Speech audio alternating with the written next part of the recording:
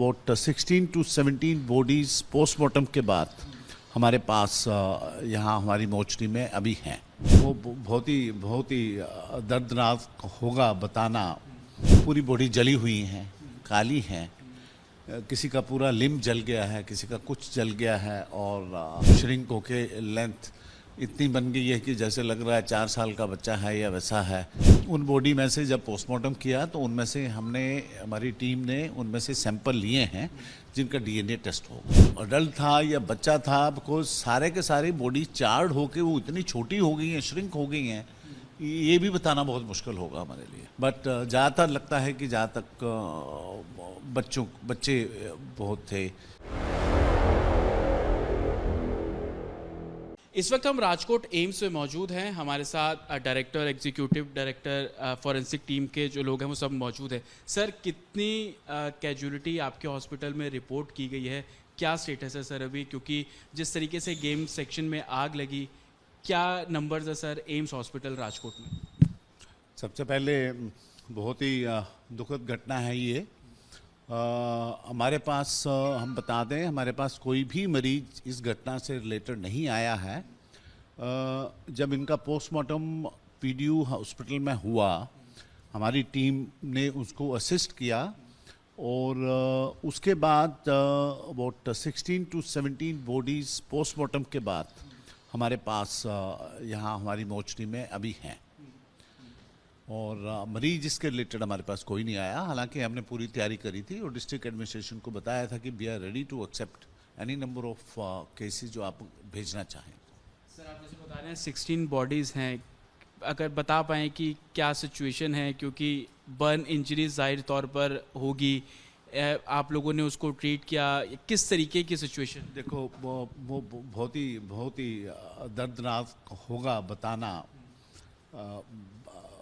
पूरी बॉडी जली हुई हैं, काली हैं, किसी का पूरा लिम्ब जल गया है, किसी का कुछ जल गया है और श्रिंक होके लेंथ इतनी बन गई है कि जैसे लग रहा है 4 साल का बच्चा है या वैसा है। तो बहुत ही दर्दनाक चीज़ होगी ये पूरा एक्सप्लेन करना कि किस तरह की बॉडी हैं। बट उन बॉडी में से जब पोस्टमार्टम किया तो उनमें से हमारी टीम ने उनमें से सैंपल लिए हैं जिनका डीएनए टेस्ट होगा। आइडेंटिफाई हो पा रहे हैं सर, या उसके लिए भी कह पाना बहुत मुश्किल होगा? नहीं, बहुत ही मुश्किल है आइडेंटिफाई करना इन बॉडीज़ को, इसीलिए हमने जो डीएनए का आइडेंटिफिकेशन तरीका होता है उसके लिए अपनाया है। एज ग्रुप सर कुछ क्लियर हो पाए या वो भी इनिशियल स्टेज पर आप नहीं? एज ग्रुप बताना इतना मुश्किल है कि चाहे वो अडल्ट था या बच्चा था, बिकॉज सारे के सारे बॉडी चार्ड होके वो इतनी छोटी हो गई हैं, श्रिंक हो गई हैं, ये भी बताना बहुत मुश्किल होगा हमारे लिए।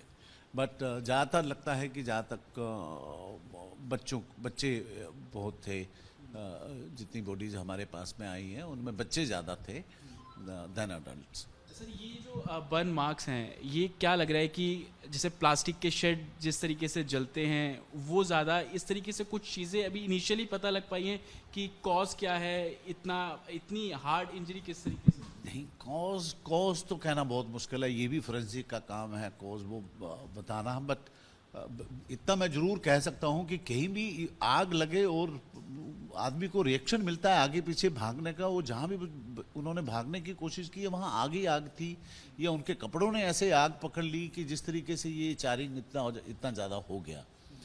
तो कारण बताना मुश्किल है, वो फोरेंसिक का वो जांच का विषय है।